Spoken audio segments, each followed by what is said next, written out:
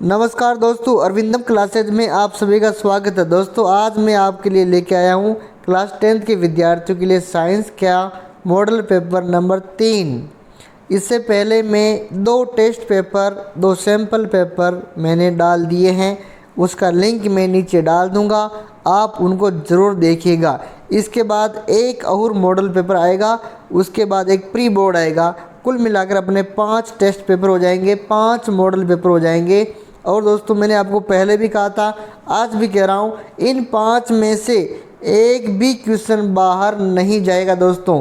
और इसके साथ के साथ मैं जो डिफ़िकल्ट टॉपिक है उनके वीडियो भी डाल रहा हूँ, तो वो वीडियो भी देखिए। विद्युत मोटर, विद्युत जनित्र सभी की वीडियो मैंने डाल दिए हैं, लिंक मैं नीचे दे दूँगा, आप वहाँ जाके देखिए। तो दोस्तों जल्दी से इसको शुरू करते हैं। और अंक आपके 80 अंक का पेपर होगा, समय आपका 2.45 घंटे रहेगा दोस्तों। तो चलिए जल्दी से इसको शुरू करते हैं। पहला क्वेश्चन हमारा, मछली के हृदय में कोष्ठ होते हैं। तो दोस्तों मछली के हृदय में 2 कोष्ठ होते हैं, अर्थात जो मछली का हृदय है उसमें एक आलिंद और एक नीलीय होता है। दूसरा क्वेश्चन, पेप्सिन एंजाइम द्वारा पाचन किया जाता है। जो पेप्सिन एंजाइम है वो प्रोटीन का पाचन करता है। बहुत ही इंपॉर्टेंट क्वेश्चन आया हुआ क्वेश्चन। चलिए नेक्स्ट क्वेश्चन, पत्तियों का मुरझाना निम्न में से किसके प्रभाव से होता है। तो दोस्तों वृद्धि संदमन हार्मोन एक ही है, उसका नाम है एस्बिसिक अम्ल, अर्थात पत्तियों का मुरझाना एस्बिसिक अम्ल के कारण होता है। अगला क्वेश्चन देखिए, विद्युत परिपथ की लघु पतन, शॉर्ट सर्किट तथा अति भारण ओवरलोडिंग के कारण होने वाली हानि से सुरक्षा की सबसे महत्वपूर्ण युक्ति। तो दोस्तों पिछले वीडियो में हमने अति भारण और लघु पतन के बारे में पढ़ा था। तो उसे बचने के लिए हम क्या लगाते हैं, फ्यूज लगाते हैं। क्या लगाते हैं, फ्यूज। तो जब भी हमारी कोई अति भारण या लघु पतन जैसी कोई घटना होती है तो वो फ्यूज पहले ही उड़ जाता है, फ्यूज का तार पिघलकर टूट जाता है, तो अपने परिपथ और किसी उपकरण को हानि नहीं होती है दोस्तों। चलिए नेक्स्ट क्वेश्चन, सोल्डर नामक मिश्र धातु के अवयव है, अर्थात जो सोल्डर धातु है, मिश्र धातु किस धातु से बनी होती है। तो सोल्डर धातु सीसा और टिन, लेड और टिन Sn+Pb से मिलकर बनी हुई होती है। और सोल्डर धातु का महत्वपूर्ण उपयोग है, इसका उपयोग विद्युत तारों की वेल्डिंग में किया जाता है। अगला क्वेश्चन, रुधिर का थक्का बनाने में सहायता करने वाली कोशिकाएं हैं। तो रुधिर का थक्का बनाने के लिए हमारे रक्त में प्लेटलेट्स कोशिकाएं होती है, जिन्हें बिंबाणु भी कहते हैं दोस्तों। नेक्स्ट क्वेश्चन, निर्वात में प्रकाश की चाल होती है। तो दोस्तों प्रकाश की चाल निर्वात में सर्वाधिक होती है। कितनी होती है, 3 × 10⁸ मीटर प्रति सेकंड। अगला क्वेश्चन, विद्युत बल्ब का तंतु किस धातु का बना होता है। तो विद्युत बल्ब का तंतु टंगस्टन धातु का बना हुआ होता है। नेक्स्ट क्वेश्चन, निम्न में से कौन अपचन की दवा है। जब हमारे पेट में आमाशय में अपाचन की स्थिति हो जाती है तो मिल्क ऑफ मैग्नीशिया, जिसे मैग्नीशियम हाइड्रोक्साइड भी कहते हैं, MgOH2 इसका सूत्र है, ये अपचन की दवा है। चलिए नेक्स्ट क्वेश्चन, कौन सी धातु हथेली पर रखने पर पिघलने लगती है। तो दोस्तों ऐसी 2 धातुएं हैं, सीजियम और गैलियम, दोनों ही धातुएं हथेली पर लेने पर पिघल जाती हैं। अगला क्वेश्चन, प्ररोह की प्रकाश की ओर गति किसके कारण होती है। प्ररोह अर्थात जो पौधे का शीर्ष भाग है वो हमेशा प्रकाश की ओर गति करता है, तो किस हार्मोन के कारण करता है, ऑक्सीन।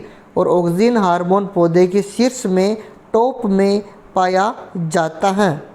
अगला क्वेश्चन देखिए, इंसुलिन हार्मोन स्रावित होता है। तो दोस्तों इंसुलिन हार्मोन अग्नाशय ग्रंथि से स्रावित होता है। प्रकाश संश्लेषण की क्रिया संपन्न होती है। तो प्रकाश संश्लेषण की क्रिया क्लोरोप्लास्ट में संपन्न होती है। अब दोस्तों रिक्त स्थान की पूर्ति करनी है। सभी क्वेश्चन 1 अंक के हैं। पहला क्वेश्चन, जैविक समुदाय तथा उसके साथ भौतिक पर्यावरण को मिलाकर परस्पर क्रिया करता हुआ एक तंत्र बन जाता है, जिसे क्या कहते हैं? तो दोस्तों जैविक समुदाय और पर्यावरण मिलकर एक तंत्र बनाता है जिसे हम पारितंत्र कहते हैं, अर्थात ये पारितंत्र की परिभाषा है। नेक्स्ट क्वेश्चन, वन संसाधनों के विभिन्न दावेदार को हम स्टेक होल्डर कहते हैं। वन संसाधनों के जो दावेदार होते हैं वो स्टेक होल्डर कहलाते हैं। अगला क्वेश्चन, एक डायोप्टर उस लेंस की क्षमता है जिसकी फोकस दूरी खाली स्थान हो, अर्थात यदि लेंस की क्षमता एक डायोप्टर है तो उस लेंस की क्षमता एक डायोप्टर है तो उसकी फोकस दूरी कितनी होगी? 1 मीटर होगी। कितनी होगी? 1 मीटर। क्यों होगी? क्योंकि हमको पता है लेंस की जो शक्ति का सूत्र है P बराबर 1/F। P मतलब लेंस की शक्ति, F है फोकस दूरी।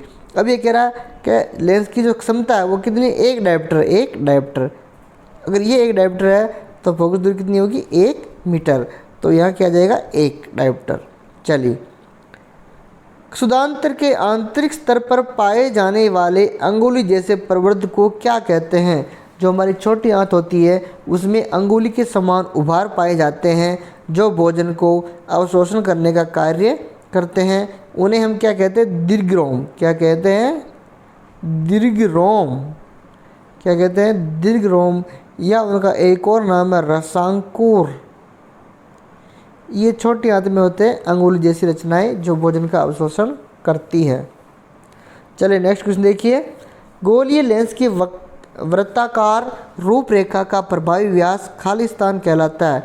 जैसे ये हमारा गोलीय लेंस है, ये हमारा गोलीय लेंस है, अवतल लेंस, तो इसकी वृत्ताकार रूपरेखा का व्यास, ये जो व्यास है ये क्या कहलाता है? ये कहलाता है द्वारक। क्या कहलाता है? द्वारक।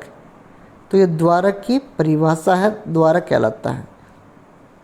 खाली स्थान को जल संवहन ऊतक भी कहते हैं, अर्थात जल का संवहन कौन सा ऊतक करता है? जाइलम।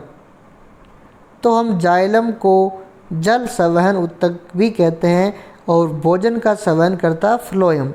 याद रखिए दोनों ऊतकों के कार्य, जाइलम जल का, फ्लोएम भोजन का। चलिए अब आपके अति लघुतरात्मक क्वेश्चन है, ये भी 1 अंक का प्रत्येक क्वेश्चन है। देखिए पहला क्वेश्चन, क्रिस्टलन जल से क्या अभिप्राय है? तो दोस्तों जो सूत्र होते हैं उनमें कुछ जल के अणु होते हैं। जैसे परिभाषा देखिए, लवण के एक सूत्र इकाई में जल के निश्चित अणु की संख्या को क्रिस्टलन जल कहते हैं।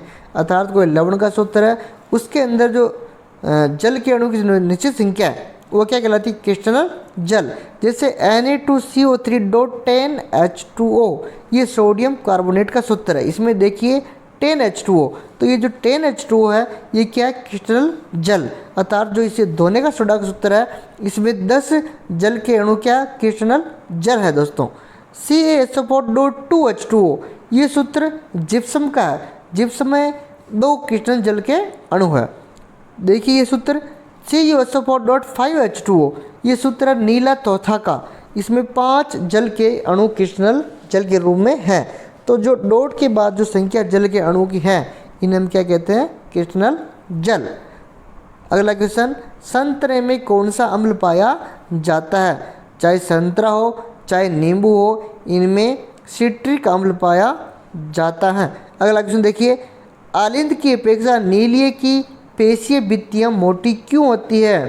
तो दोस्तों जो आलिंद होता है उसकी अपेक्षा नीलिये की पेशीय भित्तियाँ अधिक मोटी इसलिए होती है क्योंकि जो नीलिये होता है उसको पूरे शरीर में रुधिर को भेजना होता है। अर्थात जो शुद्ध रक्त है वो नीलिये के द्वारा ही पूरे शरीर में भेजा जाता है। इस कारण नीलिये पर दाब अधिक पड़ता है। दाब अधिक पड़ता है तो उसकी पेशीय भित्तियाँ मोटी होनी चाहिए, वरना वो फट जाती हैं, इसलिए इनकी भित्तियाँ मोटी होती हैं।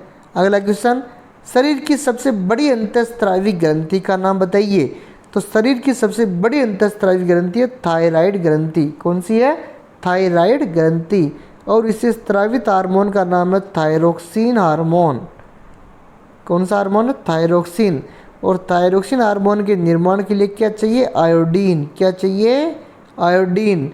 यदि आयोडीन की कमी हो जाती है तो कौन सा रोग होता है? गोइटर या गलगंड रोग हो जाता है। तो बहुत ही इम्पोर्टेंट है थायराइड ग्रंथि। मैंने थायराइड ग्रंथि का पूरा अलग से सभी अंतःस्रावी ग्रंथियों का एक वीडियो बना रखा है, आप वहां जाके देख सकते हैं। चलिए नेक्स्ट क्वेश्चन। इलेक्ट्रॉन पर आवेश का मान लिखिए, अर्थात एक इलेक्ट्रॉन में 1.6 इंटू 10 की घात माइनस 19 कूलाम आवेश होता है। बहुत ही इंपॉर्टेंट वैल्यू है। एक इलेक्ट्रॉन में कितने आवेश होते हैं? 1.6 इंटू 10 की घात माइनस 19 कूलाम। और एक कूलाम में 6 इंटू 10 की घात 18 इलेक्ट्रॉन होते हैं। तो ये दोनों ही वैल्यू बहुत ही इंपॉर्टेंट है, आपको याद रखनी है। अगला क्वेश्चन देखिए, दुर्बल अम्ल और दुर्बल क्षारक का एक एक उदाहरण दीजिए। दुर्बल अम्ल का उदाहरण है CH3COOH अर्थात एसिटिक अम्ल। दुर्बल क्षारक का उदाहरण है NH4OH अमोनियम हाइड्रोक्साइड। अगला क्वेश्चन देखिए, कैल्शियम कार्बोनेट CaCO3 के दो विभिन्न रूपों के नाम, अर्थात किन किन में कैल्शियम कार्बोनेट पाया जाता है? तो चूना पत्थर जो लाइमस्टोन है ये भी कैल्शियम कार्बोनेट का रूप ही है। संगमरमर जो अपना पत्थर है वो भी अपने कैल्शियम कार्बोनेट का रूप ही है। अगला क्वेश्चन देखिए, गंगा सफाई किस वर्ष अपनाई गई थी? अर्थात गंगा नदी की सफाई सर्वप्रथम कब की गई थी? तो सर्वप्रथम गंगा नदी की सफाई 1985 में की गई थी। और गंगा नदी में एक बांध बना हुआ है, उसका नाम आपको याद रखना है टिहरी बांध। टिहरी बांध गंगा नदी में बना हुआ है। और गंगा नदी का जो दूषित जल एक जीवाणु के कारण हो रहा है, उसका नाम भी आपको याद रखना है, उसका नाम है कोलीफॉर्म जीवाणु। कोलीफॉर्म जीवाणु। और ये जो पानी में जाके अपनी आंत में चला जाता है। देखिए नेक्स्ट क्वेश्चन, दिक् परिवर्तक किसे कहते हैं? तो जब हमने विद्युत मोटर पढ़ी थी दोस्तों, विद्युत मोटर का अलग से वीडियो डाल रखा है, वो आप नीचे डिस्क्रिप्शन में लिंक दे रखा है, वहाँ जाके देख सकते हैं। दिक् परिवर्तक वह युक्ति जो विद्युत परिपथ में विद्युत धारा के प्रवाह को उत्क्रमित करती है, उसे दिक् परिवर्तक कहते हैं। जब हम विद्युत मोटर पढ़ते हैं तो उसमें विभक्त वलय लगे होते हैं, विभक्त वलय। और वो विभक्त वलय होते हैं, वो विद्युत धारा की दिशा को उत्क्रमित करने का काम या विद्युत धारा की दिशा को विपरीत करने का काम करते हैं, इसलिए उन्हें दिक् परिवर्तक कहते हैं। अर्थात ऐसी युक्ति जो परिपथ में विद्युत धारा की दिशा को प्रवाह को उत्क्रमित करती है, दिक् परिवर्तक कहते हैं। और विद्युत मोटर में विभक्त वलय दिक् परिवर्तक का कार्य करते हैं। देखिए नेक्स्ट क्वेश्चन, सन 1731 में जोधपुर के खेजड़ली गांव में खेजड़ी वृक्षों को बचाने हेतु कितने लोगों ने बलिदान दिया? तो दोस्तों सन 1731 में एक घटना हुई थी जोधपुर के खेजड़ली गांव में। वहां के राजा था अभय सिंह, उसने खेजड़ी के पेड़ों को काटने का आदेश दिया। तो एक महिला थी, उसका नाम था अमृता देवी। अमृता देवी उसने पेड़ों को बचाने के लिए अपनी जान को जोखिम में डाल दी और वो पेड़ों से लिपट गई। उसकी दो बेटियां थी, वो भी पेड़ों से लिपट गई। तो जो राजा के सैनिक थे उन्होंने पेड़ के सहित अमृता देवी उसकी बेटी को काट दिया। जब गांव वालों को ये बात पता लगी तो गांव वाले भी पेड़ों के आके लिपट गए और राजा ने सभी को पेड़ों सहित काटने का आदेश दे दिया। और इस प्रकार कुल 363 लोगों ने बलिदान दिया। इसी याद में सरकार ने अमृता देवी बिश्नोई अंतर्राष्ट्रीय वन्य जीव पुरस्कार की घोषणा की। यह पुरस्कार वन्य जीव संरक्षण के लिए दिया जाता है दोस्तों, तो ये भी आपको याद रखना है। चलिए नेक्स्ट क्वेश्चन, प्राय बल्बों में नाइट्रोजन तथा ऑर्गन गैस क्यों भरी जाती है? जब हमारे जो बल्ब आते हैं, कभी आपने उनको फोड़ा होगा तो उनसे फट की आवाज़ निकलती है और एक गैस बाहर निकलती है। वो गैस ऑर्गन और नाइट्रोजन होती है, क्योंकि जो उसके अंदर जो तंतु होता है उसको कोई हानि नहीं होती है, इस कारण इनमें ऑर्गन और नाइट्रोजन भरी जाती है। बल्बों में रासायनिक दृष्टि से अक्रिय नाइट्रोजन तथा ऑर्गन गैस भरी जाती है, जिससे उसके तंतु की आयु में वृद्धि हो जाती है। और ऊपर अपने क्वेश्चन आ चुका है कि उसका तंतु टंगस्टन धातु का बना हुआ होता है, तो उसको बचाने के लिए, उसकी आयु में वृद्धि के लिए ऑर्गन और नाइट्रोजन गैस भरी जाती है। चलिए अब आपके लघुतरात्मक क्वेश्चन हैं, जो एक क्वेश्चन 2 अंक का आता है। पहला है विस्थापन अभिक्रिया किसे कहते हैं। तो विस्थापन अभिक्रिया जब कोई एक तत्व दूसरे तत्व को उसके यौगिक से विस्थापित कर देता है तो यह अभिक्रिया विस्थापन अभिक्रिया कहलाती है। अर्थात कोई एक तत्व है वह किसी दूसरे तत्व को उसके यौगिक से विस्थापित कर देता है तो इसे विस्थापन अभिक्रिया कहते हैं। जैसे A+B कोई यौगिक है, C कोई तत्व है, तो यहाँ क्या करेगा, जो C है वो A को विस्थापित कर देगा और खुद यहाँ आ जाएगा BC+A। ऐसी यदि अभिक्रिया होती हैं तो क्या हो जाएगा, विस्थापन अभिक्रिया। इसका उदाहरण देखिए Zn+CuSO4, तो यहाँ Zn Cu को विस्थापित कर देगा, Cu को बाहर निकाल दिया और जिंक सल्फेट का लवण बना लिया। इस अभिक्रिया में आपको पहचानना है कि A क्या है, तो A यहाँ जिंक सल्फेट है, A यहाँ ZnSO4 हैं। तो इस प्रकार ये अभिक्रियाशीलता एक क्रम से होता है, क्योंकि जो जिंक है वो कॉपर से अधिक अभिक्रियाशील है, तो इस कारण। और इसका मैंने पूरा चैप्टर डाल रखा है, तो पहला चैप्टर है, दूसरा चैप्टर, तीसरा चैप्टर, 10वां चैप्टर, 13वां चैप्टर, तो मैंने बहुत सारे चैप्टर डाल रखे हैं, पूरे चैप्टर है, तो आप वहाँ जाके भी देख सकते हो पूरा वीडियो। चलिए पित्तरस क्या है, पाचन में इसकी क्या भूमिका है। तो सबसे पहले पित्तरस यकृत से स्रावित होता है। फिर जो पित्तरस है अमाशय से आने वाले जो अम्लीय भोजन है, अमाशय में हाइड्रोक्लोरिक अम्ल स्रावित किया जाता है, तो वहाँ भोजन अम्लीय होता है, तो वो जब आता है तो वो क्षारीय बनाता है पित्तरस, जिसके कारण अग्नाशय रस की जो एंजाइम है वो क्रियाशीलता बढ़ जाती है। देखिए यकृत द्वारा स्रावित पाचक रस को पित्तरस कहते हैं। पित्तरस आमाशय से आने वाले अम्लीय भोजन को क्षारीय बनाता है, जिसके कारण अग्नाशय एंजाइम की क्रियाशीलता बढ़ जाती है। जो आमाशय से आने वाला भोजन है वो अम्लीय होता है, तो पित्तरस उसे क्षारीय बनाता है, जिससे जो अग्नाशय एंजाइम है उनकी क्रियाशीलता बढ़ जाती है। और जो छोटी आंत है, शुद्धांतर में वसा की बड़ी गोलिकाओं को पित्तरस छोटी गोलिकाओं में खंडित करता है। जो वसा की बड़ी बड़ी गोलिकाएं होती है उनको पित्तरस छोटी गोलिकाओं में खंडित करता है, जिसके कारण लाइपेज एंजाइम की क्रियाशीलता बढ़ जाती है। वसा का पाचन कौन करता है, लाइपेज, और उनको छोटी गोलिकाओं में कौन बदलता है, पित्तरस। तो इस प्रकार पित्तरस हमारे पाचन में बहुत ही महत्वपूर्ण है। वर्जन तथा निस्तापन में 2 अंतर बताइए। बहुत ही इंपॉर्टेंट क्वेश्चन, वर्जन तथा निस्तापन। तो सबसे पहले वर्जन का उपयोग हम सल्फाइड एस के लिए प्रयोग करते हैं, और निस्तापन जो प्रक्रिया है इसका उपयोग कार्बोनेट एस के लिए उपयोग करते हैं। तो यही बात आपको ध्यान रखनी है, वर्जन प्रक्रिया सल्फाइड के लिए है और कार्बोनेट एस्को के लिए है निस्तापन प्रक्रिया। देखिए इसमें अयस्क को वायु की उपस्थिति में अधिक ताप पर गर्म करके ऑक्साइड में परिवर्तित किया जाता है। अर्थात जब सल्फाइड अयस्क को वायु की उपस्थिति में अधिक ताप पर गर्म करते हैं तो वह ऑक्साइड में बदल जाता है। यह प्रक्रिया वर्जन कहलाती है।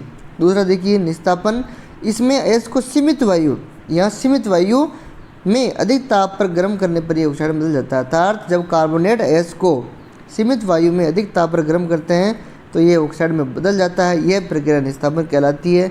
दोनों ही क्वेश्चन बहुत ही इंपॉर्टेंट क्वेश्चन है दोनों। चलिए आगे कुछ समीकरण है, इसको अपने को करना है। भाप के साथ आयरन की अभिक्रिया करनी है। आयरन, जिंक और लेड तीनों ही केवल भाप के साथ में अभिक्रियाएँ करती हैं। तो भाप की जो अभिक्रिया है 3Fe+4H2O, तो ये हमारे हो जाएगा Fe3O4+4H2। इसी प्रकार जल के साथ कैल्शियम की अभिक्रिया Ca2H2O CaOH2+H2। तो ये अभिक्रिया अपने को याद रखनी है।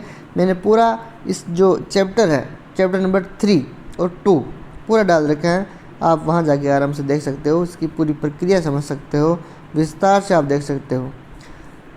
बहुत इंपॉर्टेंट क्वेश्चन है ये, 8वां क्वेश्चन बहुत इंपॉर्टेंट है। दांतवे अम्ल के साथ अभिक्रिया करके हाइड्रोजन गैस प्रदान करती है, परंतु नाइट्रिक अम्ल के साथ अभिक्रिया करने पर हाइड्रोजन गैस उत्सर्जित क्यों नहीं होती। जो धातु होती है, धातु अम्ल से अभिक्रिया करके कौन सी गैस देती है, हाइड्रोजन। लेकिन यहाँ हमारे पास जो नाइट्रिक अम्ल है इससे अभिक्रिया करके ये हाइड्रोजन गैस क्यों नहीं देती है, इसका क्या कारण है। क्योंकि जो नाइट्रिक अम्ल है एक प्रबल ऑक्सीकारक है। क्या है? प्रबल ऑक्सीकारक। यह उत्पन्न H2 को ऑक्सीकृत कर देता है, उसको जल में बदल देता है और स्वयं N2O NO2 में बदल जाता है। इस कारण ये हाइड्रोजन गैस नहीं देता। देखिए, जब धातुएं नाइट्रिक अम्ल से अभिक्रिया करती है तब हाइड्रोजन गैस उत्सर्जित नहीं होती है। क्यों नहीं होती है? क्योंकि HNO3 नाइट्रिक अम्ल एक प्रबल ऑक्सीकारक है जो H2 को ऑक्सीकृत करके जल में परिवर्तित कर देता है। अर्थात ये प्रबल ऑक्सीकारक है, जो H2 उत्पन्न होगी उसको ये ऑक्सीकृत कर देगा और उसको जल में बदल देगा और स्वयं nitrogen gas oxide N2O NO या NO2 में बदल जाता है, अपचित हो जाता है, तो वहाँ पे हाइड्रोजन गैस उत्सर्जित नहीं होती है। देखिए अभिक्रिया, Zn हमारी कोई धातु है और 4HNO3 हमारा नाइट्रिक अम्ल है, तो अभिक्रिया होती है तो ZnNO3 2 प्लस 2NO2, ये हमारे नाइट्रोजन NO2 में बदल गया और H2 को इसने जल में बदल दिया। तो ये इस कारण जो हाइड्रोजन गैस नहीं देता है। तो आपको कारण लिखना है कि हाइड्रोजन गैस क्यों नहीं देता धातु के साथ में। बहुत इंपॉर्टेंट क्वेश्चन है। अभिसारी व अपसारी लेंस में अंतर कीजिए। अभिसारी, यह प्रकाश की किरणों को अभिसरित करता है, अर्थात एकत्र करता है, इकट्ठी करता है। अपसारी, यह प्रकाश की किरणों को अपसरित करता है, अर्थात फैलाता है। देखिए जैसे ये हमारा क्या है, उत्तल लेंस है, ये क्या करेगा?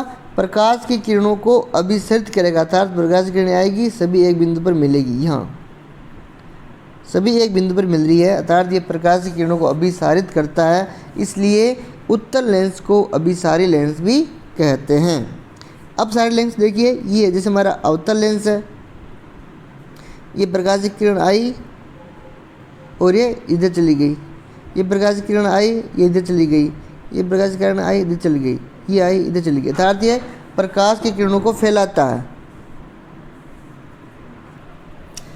इसलिए अवतल लेंस को अपसारी लेंस भी कहते हैं।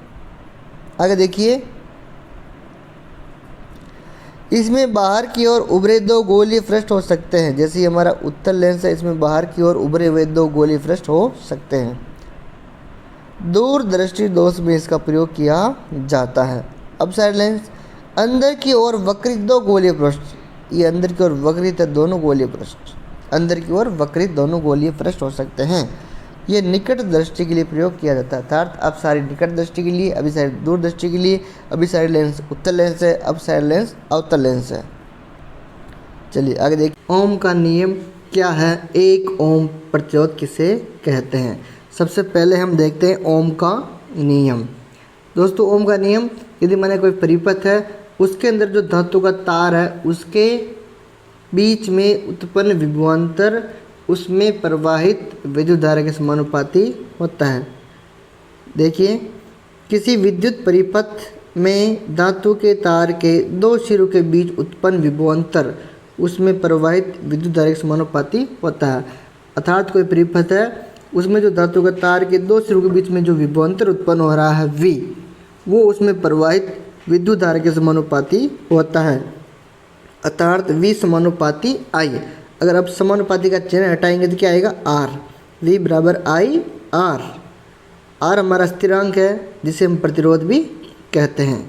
दोस्तों मैंने ओम के नियम का एक पूरा वीडियो डाल रखा है, उसका लिंक आपको नीचे डिस्क्रिप्शन में मिल जाएगा, तो आप वहां जाके देख सकते हैं पूरा ओम का नियम बहुत ही अच्छी तरीके से, और मैंने एक ट्रिक के माध्यम से उसको समझाया दोस्तों। चलिए अब यदि हम यहाँ से R का मान निकालेंगे तो I V के नीचे आ जाएगा, अर्थात R equal to V upon I।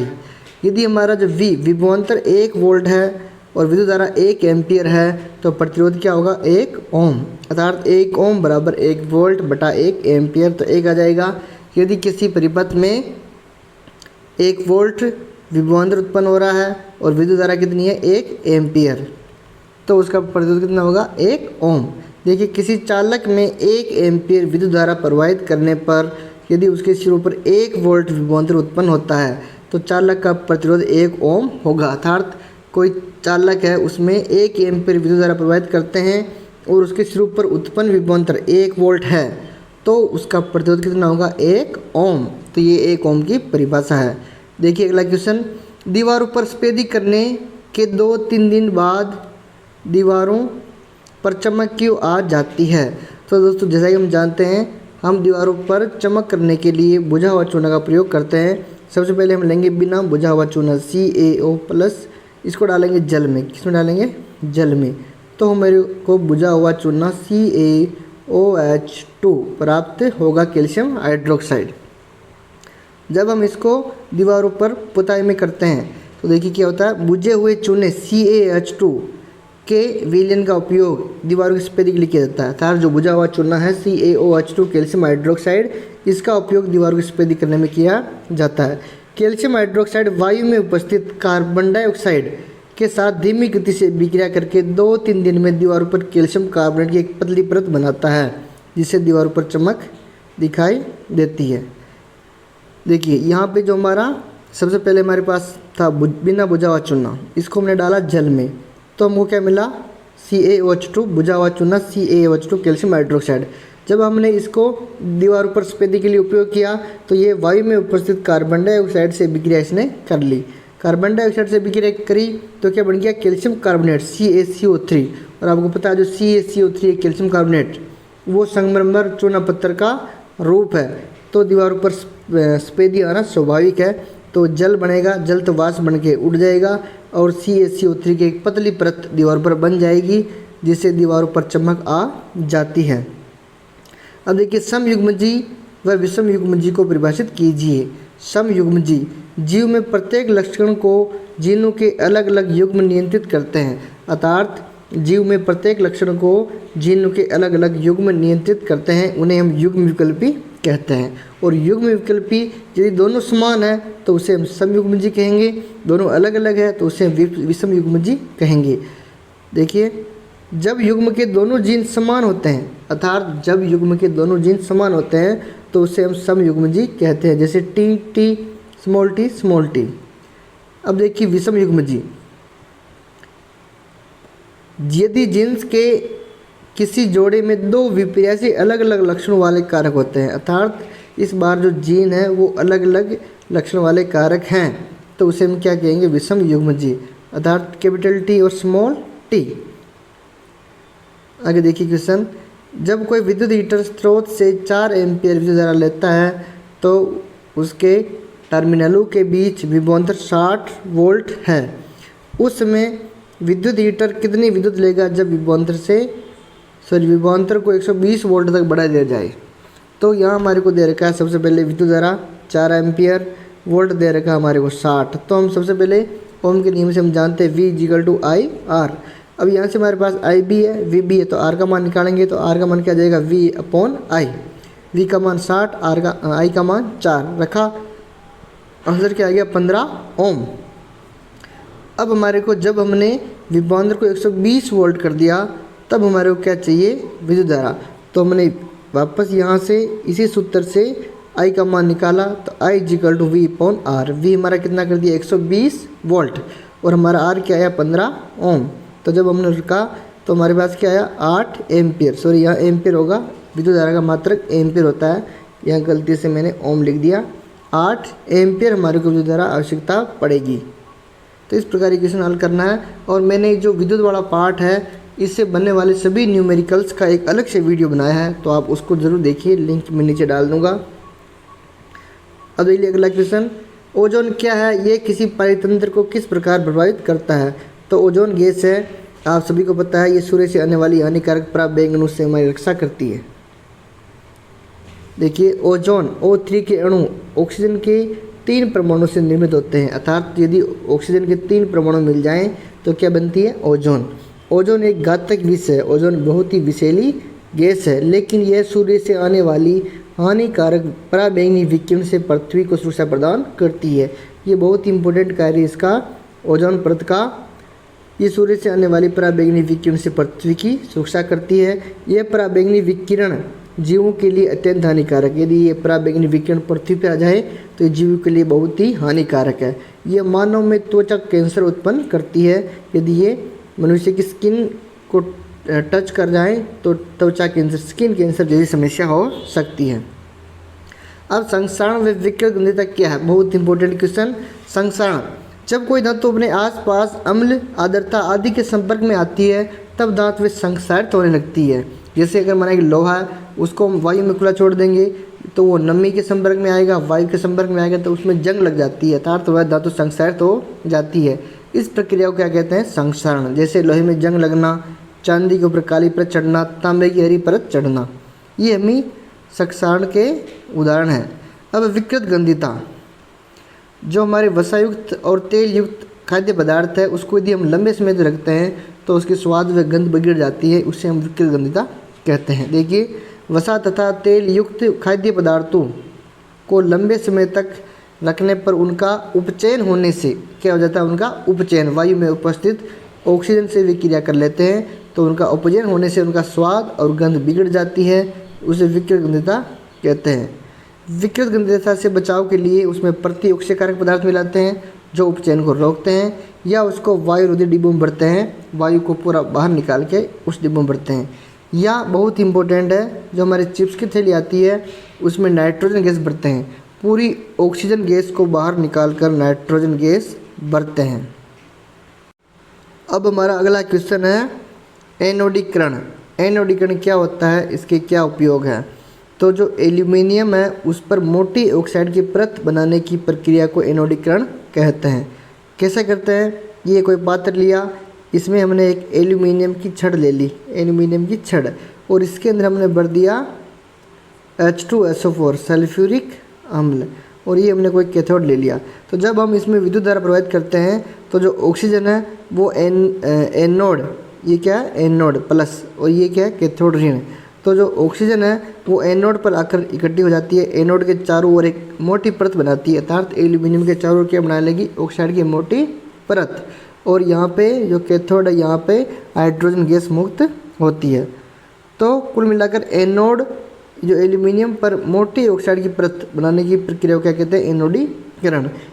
एनोडीकरण के लिए एल्यूमिनियम की एक साफ वस्तु को एनोड बनाते हैं। एनोडीकरण के लिए एल्यूमिनियम की एक साफ वस्तु क्या बनाते हैं? एनोड। तनु सल्फ्यूरिक अम्ल के साथ इसका विद्युत अपघटन किया जाता है, अर्थात तनु सल्फ्यूरिक अम्ल मिलाकर उसका विद्युत अपघटन करते हैं तो एनोड पर उत्सर्जित ऑक्सीजन, एनोड पर क्या निकलेगी? ऑक्सीजन गैस एल्यूमिनियम के साथ अभिक्रिया करके ऑक्साइड की मोटी परत बना देती है, अर्थात जो एनोड पर ऑक्सीजन निकलकर एल्यूमिनियम के चारों ओर एक मोटी परत बना देती है। इस ऑक्साइड की परत को रंग कर आकर्षक वस्तु बनाई जा सकती है, इसे हम एनोडीकरण कहते हैं। अगले आपके क्वेश्चन है दीर्घ उत्तरीय क्वेश्चन। ये क्वेश्चन आपके 3 अंक के हैं। पहला क्वेश्चन है मानव हृदय की संरचना का नामांकित चित्र बनाते हुए वर्णन कीजिए। तो दोस्तों बहुत ही इंपॉर्टेंट क्वेश्चन है, मानव हृदय और उत्सर्जन तंत्र। मानव उत्सर्जन तंत्र की संरचना का नामांकित चित्र बनाइए और इसका वर्णन कीजिए। इसी प्रकार हृदय की संरचना का चित्र बनाइए, इसका वर्णन कीजिए। दोनों ही बहुत ही इंपॉर्टेंट क्वेश्चन है, दोनों में से एक क्वेश्चन 101% आएगा दोस्तों। तो आपको दोनों ही क्वेश्चनों को बहुत अच्छी तरह पढ़ना है। यहाँ मैं इसलिए नहीं बता रहा हूँ क्योंकि वीडियो बहुत अधिक लंबा हो जाएगा, इनके लिए मैं अलग से वीडियो डाल दूँगा, तो आप वहाँ से देख लेना दोस्तों। अगला क्वेश्चन है ऊष्मीय प्रकाशीय विद्युत अभिक्रियाओं के उदाहरण दीजिए। तो हमारा ये पहला उदाहरण है कैल्शियम कार्बोनेट CaCO3, इसको हम ऊष्मा देते हैं तो यह CaO बिना बुझा हुआ चूना और CO2 में अपघटित हो जाता है। दूसरा उदाहरण है 2AgCl, 2AgCl, यहाँ Cl2 नहीं है, 2AgCl, यदि इसको सूर्य का प्रकाश मिलेगा तो ये 2Ag + Cl2 में अपघटित हो जाएगा, और जो ये AgCl इसका उपयोग ब्लैक एंड वाइट फोटोग्राफी में किया जाता है। अगला उदाहरण है विद्युत अपघटन 2H2O जल, यदि इसका हम विद्युत अपघटन करते हैं तो ये 2H2 और O2 में अपघटित हो जाता है। तो ये प्रक्रिया पहली वाली है ऊष्मीय अपघटन, दूसरी वाली प्रकाशीय अपघटन, तीसरी वाली है विद्युत अपघटन। तो ये आपको एग्जाम्पल भी याद रखने हैं और कैसे प्रक्रिया होती है ये भी आपको याद रखना है। नेफ्रॉन की नामांकित संरचना का चित्र बनाकर वर्णन कीजिए। वर्ग की जो इकाई है वो है नेफ्रॉन, तो नेफ्रॉन की नामांकित संरचना का चित्र बनाकर इसका वर्णन करना है। तो दोस्तों इसका भी आप देख लेना क्योंकि वीडियो लंबा हो जाएगा, इसलिए मैं यहाँ नहीं बता रहा हूँ और मैं अलग से वीडियो डाल दूँगा इसका, है ना। चलो अगला क्वेश्चन देखिए, अथवा में युग्म विकल्पी एक संकर संकरण द्विसंकर संकरण बताइए। पहला है युग्म विकल्पी।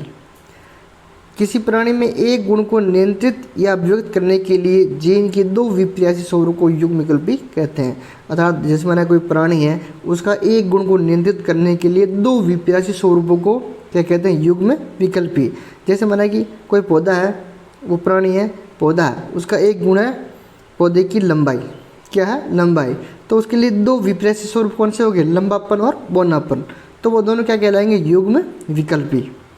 चलिए आगे देखिए, संकरण तथा संकर।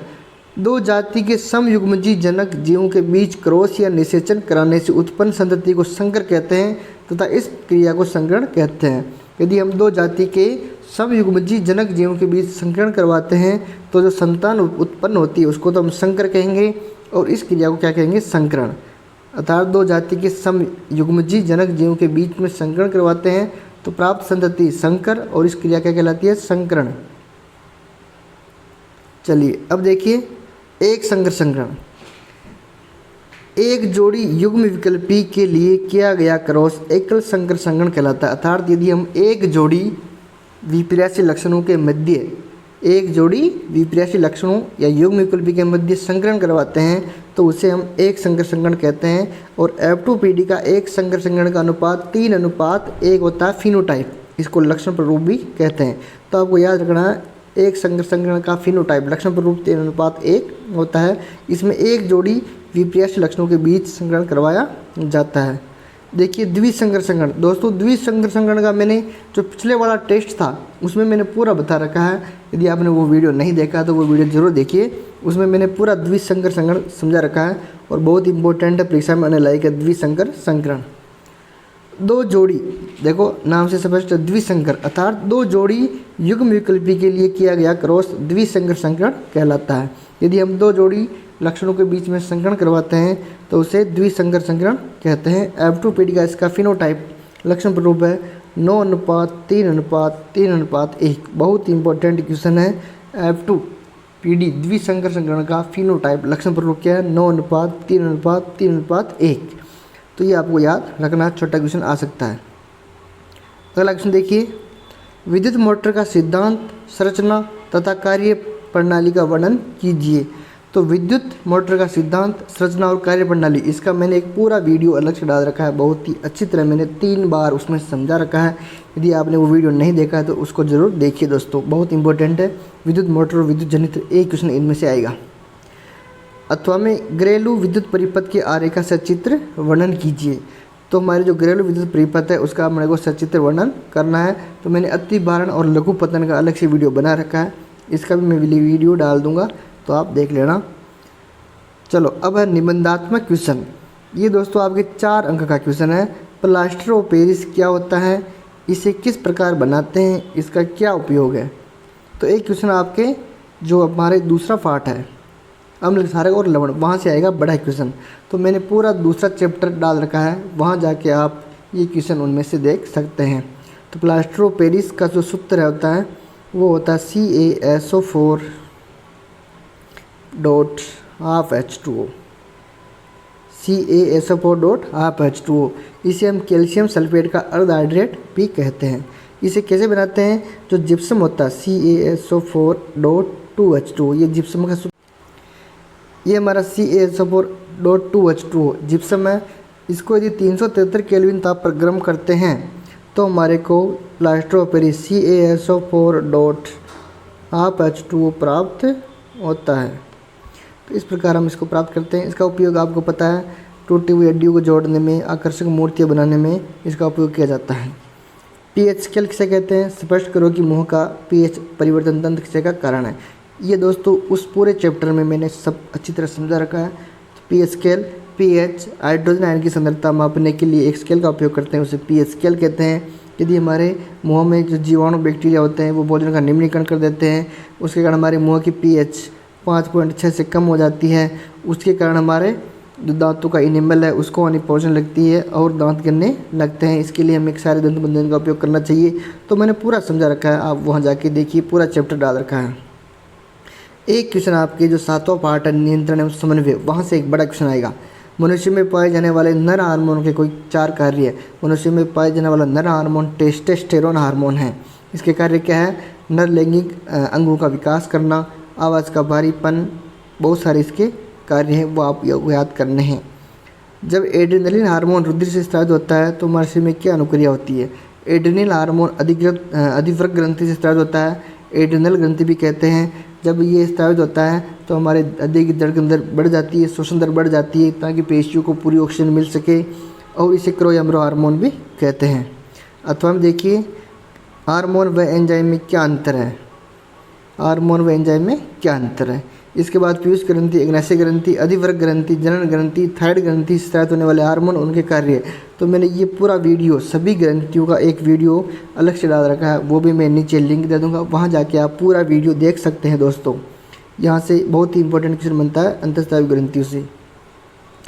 कोई 4.0 cm आकार का बिंब किसी 15.0 cm फोकस दूरी की अवतल दर्पण से 30 सेंटीमीटर की दूरी पर रखा है।